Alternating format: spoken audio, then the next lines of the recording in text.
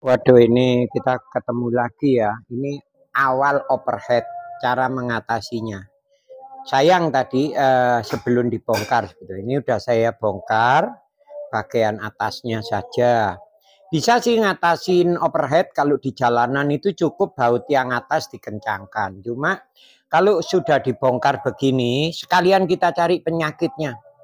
Kenapa ini mesin kok cepet panas dan seterusnya? Nah, overhead itu biasanya bisa juga dari radiator ya.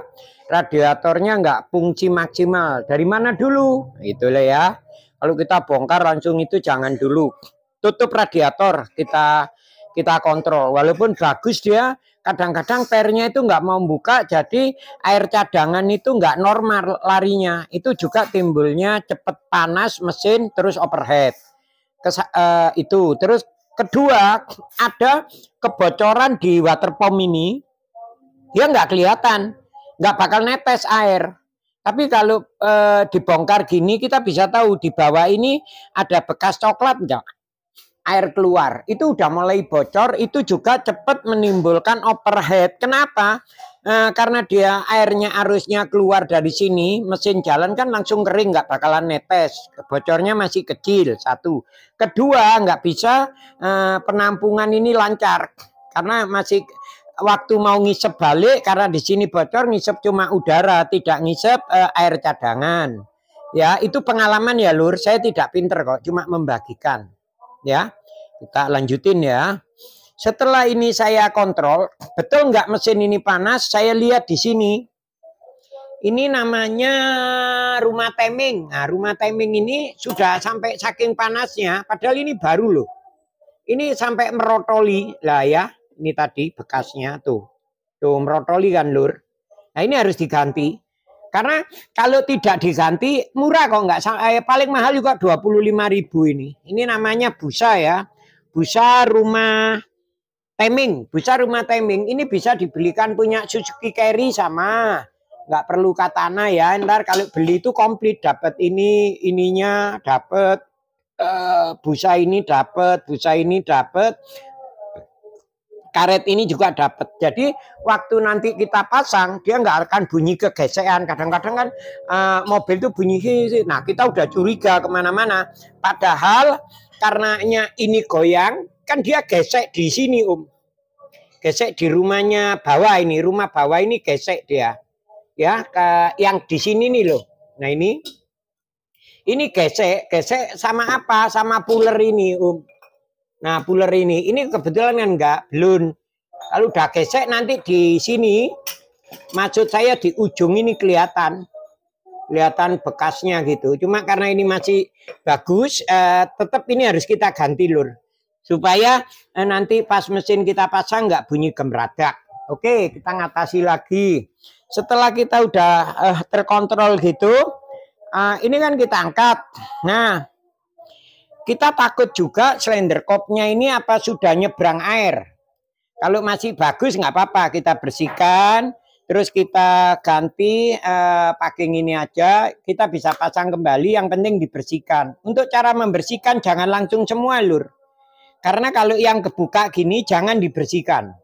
Kalau kebuka gini dibersihkan, bisa pakai bensin, bisa ambut, nanti ngenain silnya klep. Nah, nanti timbulnya bocor. Jadi lebih bagus, ini kan bisa diputer as ini. Cari yang rapet. Nah, kalau yang rapet gini dibersihkan yang bersih. Kalau udah bersih, diputer lagi cari yang rapet. Nah, baru dibersihkan. Tapi ingat ya, habis bersihkan cepet dilap supaya bekasnya yang kita buat bersihin itu baik oli, baik bensin maupun solar maupun karburator cleaner nggak sampai masuk ke klep ini, supaya nggak ngenain seal klep. Ini udah kita bersihkan semuanya dengan cara ini diputer Lur. Diputer nutup bersihkan, puter nutup bersihkan. Ya saya kan bukan mekanik yang jago-jago, itu enggak, cuma membagikan pengalaman supaya sampean bisa ngerjakan sendiri ya. Nah setelah itu dibersihkan bersih semua, sampean cari amplas yang ini, di amplas ini. Cuma kalau ngamplas usahakan knob ini ditutup, dilepas dilepas, ini juga dilepas. Nah, cara membersihkan pakai amplas kalau bisa dilandasin sama kayu yang lurus kecil gitu, seruk biar rata ya. Nanti supaya hidupnya maksimal walaupun tidak perlu skir klep ya. Kalau ini nanti harus saya skir klep. Kenapa? Ya apa ya? Yang punya menginginkan itu dan saya juga menginginkan yang sangat terbaik. Tapi kalau sampean cukup itu aja aman. Nah ini Om kontrol, ada nyebrang nggak? Kalau nggak ada nyebrang aman ya, aman. Kalau sampai terjadi nyebrang coba dikontrol. Kalau bisa diperbaiki, perbaikin. Kadang-kadang cuma biasanya nggak masalah kok ya. Tapi kalau sudah nyebrang antara air sama oli atau air sama seker, udah apa nyembur terus. Jadi terjadi cepatnya overhead. Oke. Ini sudah ketemu ya, cara-cara ini nanti akan saya praktekkan. Ini sedikit-sedikit aja. Setelah ini saya kontrol, ini aman, nanti cukup saya bersihkan atau akan saya skir klep. Nanti saya videokan terus supaya sampean bisa ngelanjut terus. Nah, tak ingat dulu ya. Nah, ini kan ini harus cara membersihkan pun sama. Ini kan yang sudah saya bersihkan ya, putih ya, Lur. Ini yang belum, ini belum, ini belum. Nah, sampean kalau udah gitu, pingin mobilnya itu betul-betul powernya tinggi lagi, lihat ini. Kalau ininya nggak berat, bagus ya. Nah, ini nggak berat nih, bagus. Kalau bagus gini, bisa diganti ring seker, cuma buka bawah, namanya dikodok ya. Kalau enggak ya enggak apa-apa. Nah, kalau dibongkar itu kalau enggak ngerti cukup satu-satu. Jangan bongkar semuanya. Satu dilepas, baikin, masukin, puter lagi satu. Terus jangan langsung sekaligus 4. Nanti bermasalah ya. Satu-satu aja kalau mau ganti ring seker. Cuma kalau ganti ring seker ini karter, tutup karter baut 10 ada berapa ya? 38 atau berapa itu dilepas, dicopot ya.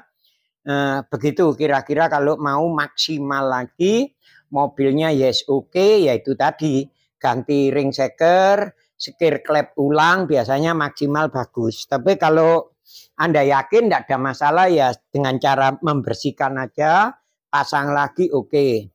Setelah ini semua pengontrolan udah selesai, ingat ya kalau masih terjadi cepat panas jangan panik. Ganti dulu tutup filter. Nah, kadang-kadang kipasnya ini pengaruh besar. Ini saya kasih tahu ya, kipas ini banyak orang yang kadang-kadang saya itu ketawa gitu loh. Tapi kalau dikasih ini banyak yang ini kan gini Om. Yang ada linggiknya ini menghadap ke depan. Padahal kalau dibalik kayak ini ya, saya balik sama. Cuma beda. Kalau sampean pasang gini udah nanti mesin juga agak cepet panas. Jadi usahakan kalau masang kipas tuh selalu linggiknya ini kan ada nih linggik-linggik ya. Nih. Ini harus ngadep ke depan ya. Nah, ini yang punyanya Jimmy Katana. Tapi tadi saya coba ini punyanya Suzuki apa ini? Suzuki ST100 atau Fortura ini. Ya kelihatan nggak ya? Lah ini kelihatan kan. Saya coba tadi beli yang ini, saya lihat ternyata beda. Saya paskan ya. Loh, dia lebih besar. Terus mungkin ini akan terjadi lebih dingin. Makanya kipasnya nanti saya ganti. Cuma kan karena ini agak memanjang ya sama ini. Ini kan kelihatan agak kecil ya. Ini memanjang. Jadi nanti saya paskan dulu ditutup ini Lur. Cover ya tutupnya ini. Masuk enggak? Waktu kita takut saya. Emang ini lebar. Cuma kadang-kadang mesin itu kan agak turun. Nih kan masih ada sela kan. Ini ada sela. Jadi ini nanti mungkin ini yang saya pasang. Ini kan agak mepet, tapi takutnya kan mesin itu kadang-kadang agak turun, takut ngenain ini ganjelan apa ini udara ini. Tapi saya rasa insya Allah ini enggak. Nanti kalau enjing mounting terus mobilnya enggak pernah tubrukan itu mesinnya masih lurus. Oke lanjut ya. Ini insya Allah kipas sudah ngerti ya. Ingat ya, masang kipas harus tanda ini lulur harus ke depan. Ini masangnya gini. Ini kan mobilnya, masangnya gini. Jangan sampai dipasang gini. Emang kelihatannya sama. Cobain kalau nggak percaya. Mesin akan cepat panas. Nah, apalagi ya. Oke, itu aja dulu. Nanti akan saya bongkar ini mobil. Sampean bisa ngikutin cara-cara seterusnya. Dan saya ini lagi mikir ini. Sebetulnya saya udah nggak mau nerima. Tapi ini berhubung udah puasa, ini malam saya kerjakan. Nanti setelah ini rapi akan saya bagaimana sampean kalau di jalan ngatasi pengapian dengan cepat dan tahu bagaimana. Insya Allah dalam minggu-minggu ini saya keluarkan, walaupun saya ulang-ulang lagi, insya Allah biar sampean perjalanan jauh itu enak. Kayak kemarin kan udah tak kasih tahu ya, masalah pompa bensin. Yang kemarin tuh saya keluarkan. Nah, setelah pompa bensin ini saya penyempurnaan lagi di pengapian supaya sampean nanti kalau perjalanan jauh mudik itu aman ya. Ini dulu lur ya. Ntar saya tak bongkar-bongkar. Insya Allah nanti dikit-dikit sampean makin paham. Jadi harapan saya hal-hal kecil gini. Apa gimana ya? Apa video ini saya share dulu. Saya bikin episode ke-1.